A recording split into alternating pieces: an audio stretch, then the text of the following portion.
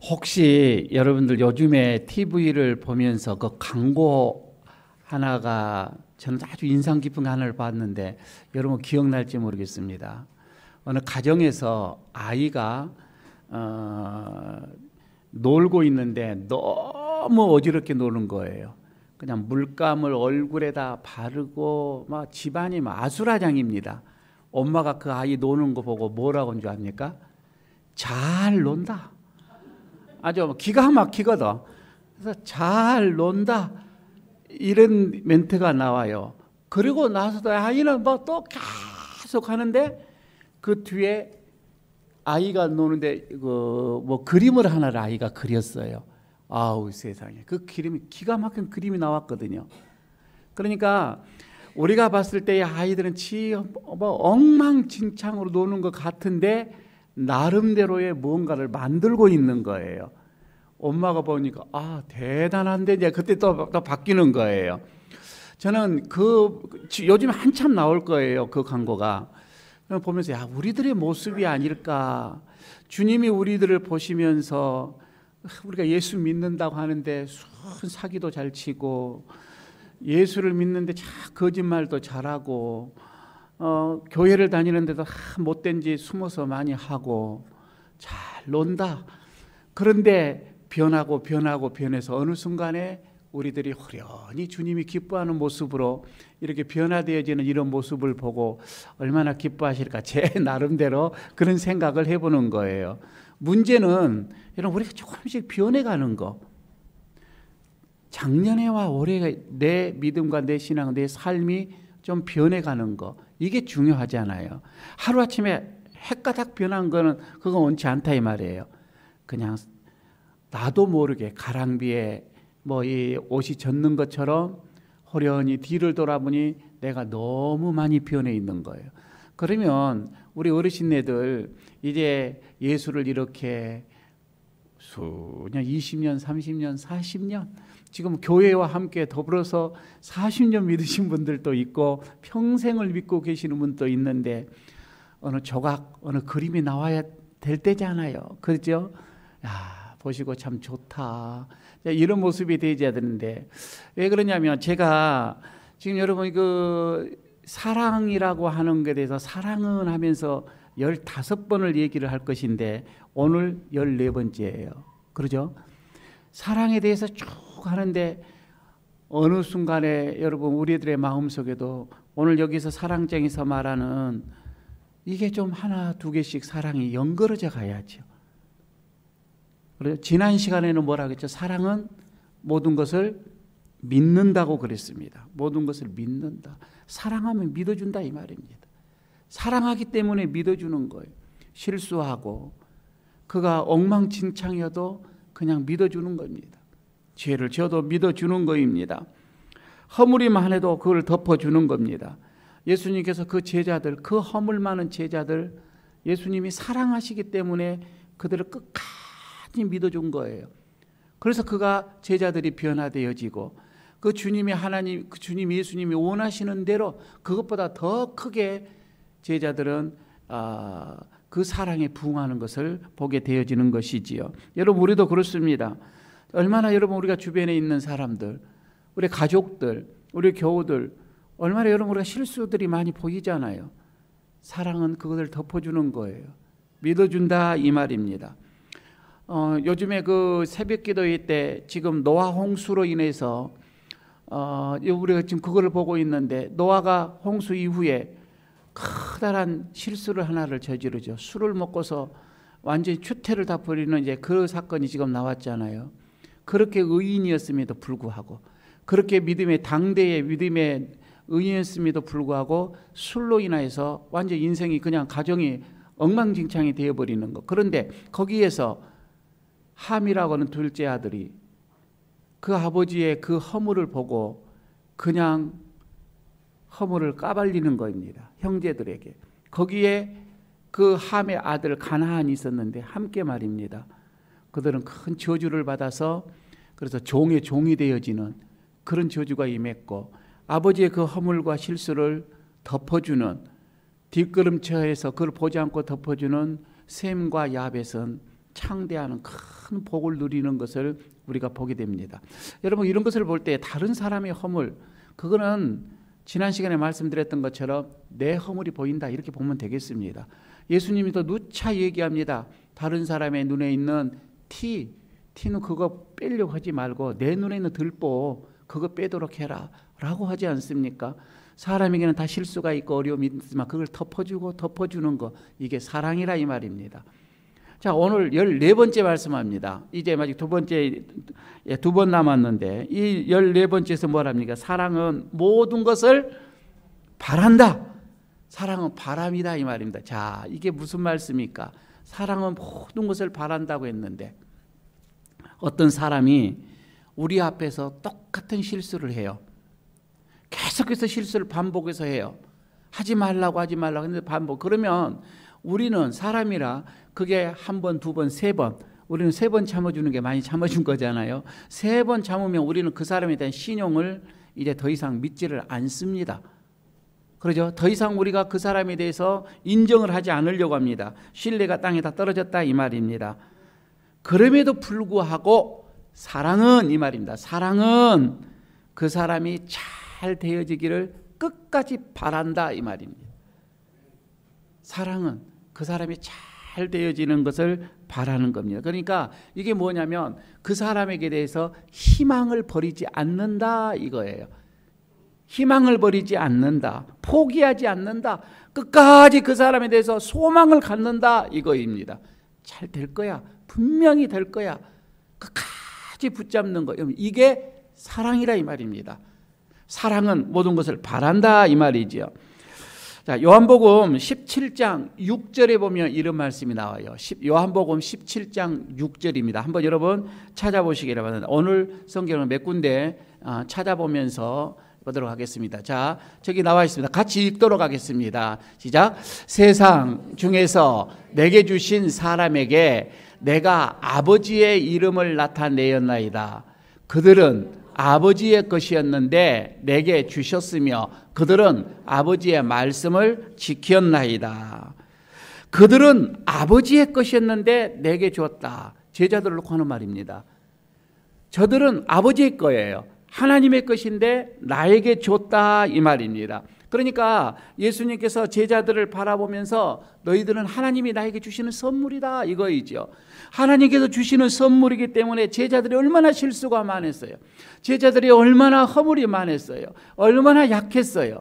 얼마나 배신도 많이 했어요. 예수님의 마음을 참 힘들게 했던 부분들이 많죠. 아니 어떻게 보면 직접 그 제자 중에 하나가 예수님을 파는 경우까지 나왔으니까 제자 중에서 이런 일들이 많이 있었을 때마다 그렇게 예수님의 마음을 힘들게 할 때마다 예수님은 그럽니다. 저들은 아버지의 것이다. 아버지께서 나에게 줬을 뿐이다. 아버지께서 나에게 선물로 주셨을 뿐이다. 그래서 그들에 대해서 희망을 저버리지는 않는 거예요. 아버지 것인데 하나님이 주시는 선물인데 계속해서 예수님은 그 제자들에 대한 그들의 그토록 많은 예수님을 배신을 해도 예수님은 끝까지 그들에게 소망을 버리지 않아요. 이게 예수님의 제자들을 사랑함입니다. 가만히 생각을 해봐요. 어느 분들은 목사님들 얘기들을 모이면 이런 얘기들을 해요. 내 양무리들. 여러분 어떻게 여러분이 내 양물입니까? 내 양입니까? 아니죠. 하나님의 양들이죠. 하나님의 것입니다. 여러분은 하나님의 것이에요. 단지 하나님이 저에게 어떤 직임을 줬을 뿐이잖아요. 여러분은 하나님의 것입니다. 내가 여러분 이렇게 생각을 하는 한 여러분을 포기할 수가 없는 거예요. 한 사람한테 포기할 수가 없죠. 하나님의 양인데 하나님이 나를 그를 잘 먹이라고 나에게 이런 직임을 줬는데 등한시할 수가 없는 거이죠. 여러분은 저를 생각할 때도 마찬가지입니다. 하나님이 보내셨는데 라고 하면은 허물만 해도 하나님께서 보내셨는데 또 이렇게 생각하면 더 이상 여러분 우리가 미워할 수가 없는 거예요. 제가 여러분을 미워할 수가 없는 거예요. 바로 그거이잖아요. 여러분 자녀들을 봤을 때도 이거는 하나님의 본래는 하나님의 것입니다. 자녀도 하나님의 것입니다. 우리가 마음대로 할 수가 없는 거예요. 단지 선물로 여러분 우리에게 주셨고 우리가 그 선물을 잘 관리할 뿐입니다. 그래서요 요한복음 21장으로 넘어가면 정말 가슴 뭉클한 얘기가 나와요. 이것을 이렇게 생각하고 요한복음 21장을 보게 되면은 이제 이거 나오잖아요. 베드로가 예수님을 앞에 3번 모른다고 부인을 딱 했습니다. 3번을 배신을 했던 거죠. 그 뒤에 예수님이 부활을 했어요. 부활을 한 다음에도 베드로는 예수님을 만났어요. 부활의 주님을 만났어요. 여러분, 그 정도로 베드로가 예수님을 만났으면은 우리가 생각할 때 이 정도면 변화가 될 텐데 라고 생각을 할 수가 있는데 베드로는 전혀 그렇지가 않습니다. 그럼에도 불구하고 베드로는 예수님을 모른다고 또 해요. 그리고는 디베리아 바닷가로 가서 고기를 잡으러 가버리죠. 혼자 갑니까? 또 제자들도 꿀고 갑니다. 혼자 갈 일이지. 그러니까 이 베드로는 물론 닭이 우는 소리를 듣고 자기가 예수님이 하시는 말씀이 생각나서 통곡을 하는 게 나옵니다. 그러나 성경 어디를 봐도 베드로가 예수님 앞에 무릎을 꿇고서 주님, 내가 잘못했습니다. 나를 용서해 주세요. 내가 철이 없어서 그렇습니다. 내가 믿음이 없어서 그렇습니다. 이렇게 예수님 앞에 용서를 구하는 것 나오지 않습니다. 없어요. 그러나 예수님은 여전히 디베랴 바닷가로 또 찾아갑니다. 베드로를 또 찾아가요. 어떻게 이룰 수가 있을까? 우리의 어떤 생각 속에서는 도저히 그럴 수가 없어요. 그만큼 예수님이 사랑이 많다라고 하는 것이지요. 고기를 잡던 베드로를 포기를 하지 못합니다. 그리고는 베드로에게 또 묻습니다. 너 나 사랑하냐? 이렇게 묻잖아요. 주님 아시잖아요. 대답도 제대로 못해요. 주님 아시잖아요. 그래, 그럼 내 약물이 질 수 있느냐? 3번을 거듭 또 베드로에게 약속을 하는 것이 나오지요. 그러면서 그 마지막 부분에 예수님께서 베드로, 너는 장차 손을 벌리고 이제 띠를 띄우고 내 띠를 띄우고 순교할 것이라고 하는 것을 예언을 해주죠. 아니나 다를까 그 뒤에 성령을 받고서 베드로는 십자가에서 거꾸로 매어달리고 순교하는 진짜 이제 변화되어지는 모습이 나오는 것을 봅니다. 여러분, 이 베드로는 말이에요. 그렇게 정말 비천한 그 여종에게 앞에서조차도 예수님을 부인을 하는, 예수님을 모른다고, 아니 예수님을 저주까지 하는 그런, 어떻게 보면 예수님 앞에 큰 예수님의 가슴에 데미지를 했던 어떤 그런 나약한 인물이었음에 분명합니다. 그리고 부활하신 예수님을 만났음에도 불구하고 그러면서도 또 그는 디베랴 바닷가로 이렇게 가버리죠. 고기를 잡으러 가는 그런 불충한 사람이었던 것 사실입니다. 그럼에도 불구하고 하나님은 이 베드로를 포기하지 않더라 이 말입니다. 포기하지 않습니다. 그에 대한 희망을 버리지 않습니다. 결국 예수님의 이 사랑에 베드로가 감동을 받게 되지요. 그리고는 큰 일을 저지르고 마는, 큰 일을 감당하는 일을 우리는 압니다. 자, 고린도 교인들을 향한 바울의 마음도 이와 비슷했습니다. 고린도 교회는 본래 바울이 개척을 한 교회잖아요. 바울이 개척을 했고 참 그 마음을 많이, 그 애정을 많이 부어줬던 곳입니다. 그런데 바울이 전도를 해서 그 교회를 떠나게 되어지고 들려오는 소문들이 늘 있죠. 자기의 어떤 개척 교회이니까. 그러나 마음 아프고 원치 않는 사건들이 계속 일어나게 되어지니까 이 바울이 이 교회에 대한, 그 교인들을 향하여서 몹시 마음이 많이 아팠습니다. 심지어 그 교인들 중에는 이런 분도 있었죠. 지나갔던, 이제 갔던 그 바울에 대해서도, 바울이 정말 사도냐, 이 사도권에 대해서도 굉장히 의심을 하면서 그 소문을 내는 그런 악한 이들도 많이 있었습니다. 그럼에도 불구하고 이 바울의 마음이 고통으로 썼을까? 그러면서도 끝까지 그들을 사랑을 하는 게 나오지요. 희망을 버리지 않습니다. 소망적으로 그들을 바라봅니다. 왜? 고린도 교회 그들도 하나님의 것이다 이거예요. 그 교인들도 하나님의 것이다. 자, 이게, 이 내용이 어디서 나오냐면 잘 나온 사도행전 18장에 보게 되면 자세히 나옵니다. 바울이 2차 전도를 하죠. 이제 1차 전도행이 끝나고 다시 2차를 하면서 계속 이 지역을 돌아가면서 두 번째 선교를 하게 되는데 그때 고린도 교회에 이르게 되어집니다. 그때요, 1년 6개월을 거기서 머무르면서 다시 복음을 전합니다. 밤에 환상을 봅니다. 그리고 천사가 나타나죠. 그리고 바울에게 얘기를 합니다. 그게 18장 9절에서 10절이에요. 한번 여러분 보시기 바랍니다. 사도행전 18장 9절에서 10절입니다. 자, 나와 있는데 여러분 한번 같이 읽도록 하겠습니다. 시작. 밤에 주께서 환상 가운데 바울에게 말씀하시되 두려워하지 말며 침묵하지 말고 말하라. 내가 너와 함께 있음에 어떤 사람도 너를 대적하여 해롭게 할 자가 없을 것이니 이는 이 성 중에 내 백성이 많음이라 하시더라. 환상 중에 이것을 봅니다. 고린도 이 성 중에도 이렇게 하나님의 백성이 많다라고 하는 것을 듣게 되죠. 바울이 용기를 얻습니다. 다시 힘을 얻습니다. 아니 어떻게 보면 고린도 교인들도 마찬가지죠. 고린도 교회 하는 이 성도들도 이거는 하나님이 택하신 엄연한 하나님의 백성이구나 라고 하는 것을 다시 한번 인지하게 되는 거이지요. 그래서 지금 비록 이거입니다. 지금은 비록 아직 그들이 성숙하지 못해서 이거이죠. 아직 그들이 범죄하고 아직 그들이 하나님 앞에 온전히 서지 못하고 아직 그들이 쓰러지고 넘어지고 범죄하고 그렇다 할지라도 그들이 언젠가는 변하리라 이거예요. 하나님의 백성인데 그들이 언젠가는 변하여서 하나님 앞에 바로 설 것이다. 바울은 이 소망을 갖게 되어지는 거예요.